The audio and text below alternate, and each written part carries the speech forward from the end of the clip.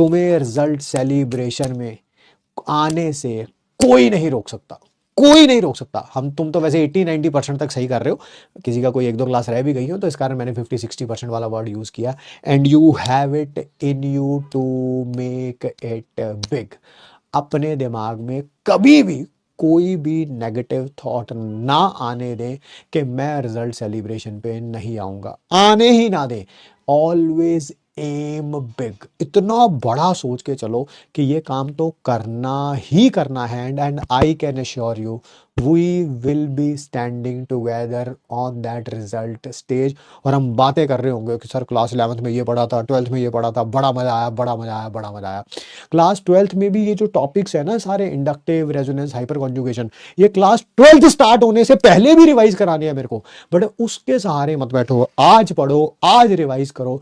तुम्हारी class 11th की करी हुई मेहनत, एक एक रात जो तुम अभी लगा रहे हो, ये भगवान सब देख रहे हैं। आप किसी भी धर्म के हैं, किसी भी भगवान को मानते हैं, जो भी है, वो गॉड है कि अल्लाह है कि वाहिगुरु है कि राम जी हैं, मतलब कि अलग अलग भगवानों के नाम जरूर हो सकते हैं, बट मैं एक बात की गारंटी देता हूं, भगवान जो भी हैं तुम्हारे, उन्होंने तुम्हारे नाम की ना एक डायरी लगा रखी है। ये सच है, ये दिस इज ट्रू।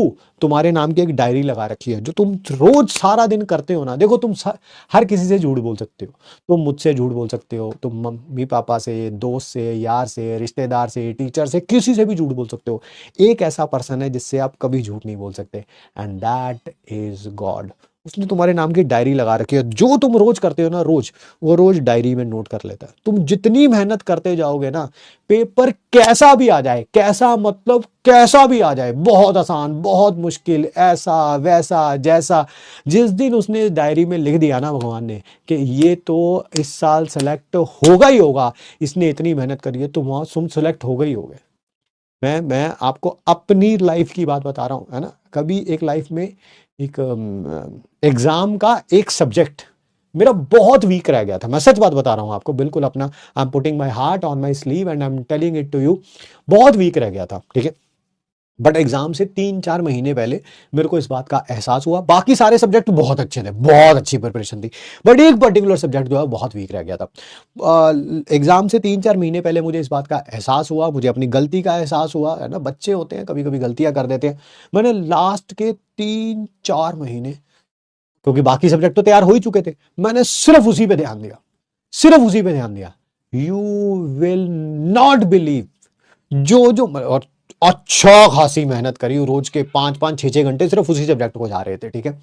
जो जो क्वेश्चन मैं करके गया था, जो जो क्वेश्चन मैं करके गया था, कोई किताब छोड़ी ही नहीं थी, क्योंकि 3-4 महीने बहुत होते हैं किसी एक सब्जेक्ट को तैयार करने के लिए, ठीक है। जो जो क्वेश्चन करके गया था एग्जाम में, एज इट इज वही आए हुए थे, एज इट इज वही आए हुए थे, वैल्यू तक चेंज नहीं हुई हुई थी, मतलब कि ना कि लिखा हुआ था ये तो यही भाई, और उनको देखते आंसर याद आ रहा था। अच्छा पहला स्टेप ये था, दूसरा ये था, तीसरा ये था, और करते करते करते भाई बहुत बढ़िया हुआ एग्जाम में।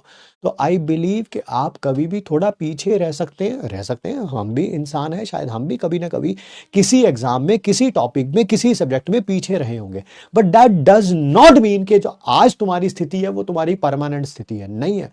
यू हैव बहुत टाइम बचा अभी, बहुत टाइम। बट हाँ, ये वेट नहीं करना कि अब बहुत टाइम बचा तो फिर थोड़ी देर बाद ही शुरू कर लेंगे, नहीं, ऐसा नहीं करना है। बस बिलीव मी, आपकी जनरेशन हमारी जनरेशन से ज्यादा इंटेलिजेंट है, ज्यादा स्मार्ट है, मतलब कि आप हमसे तो बहुत आगे हो यार। When it comes to generation में देखूं, ठीक है। सर नहीं, मैं तो अपनी जनरेशन में बेवकूफ हूं, नहीं है यार तू बेवकूफ। कभी कभी किसी चीज पे टाइम कम हमने दिया होता है, तो हमें लगता है कि हम ये चीज कर नहीं सकते। दुनिया में ऐसा कोई काम नहीं बना यार, ठीक है, जो तुम नहीं कर सकते। मैंने थोड़े दिन पहले भी बोला था, मेरी एक बड़ी दिली इच्छा है, बहुत, मतलब कि it is coming from the bottom of my heart, कि आप में से बहुत सारे लोग ऑब्वियसली MBBS करें, स्पेशलाइजेशन करें, सुपर स्पेशलाइजेशन करें, बड़े बड़े हॉस्पिटल्स में काम करें, बड़े लोगों की जान बचाएं।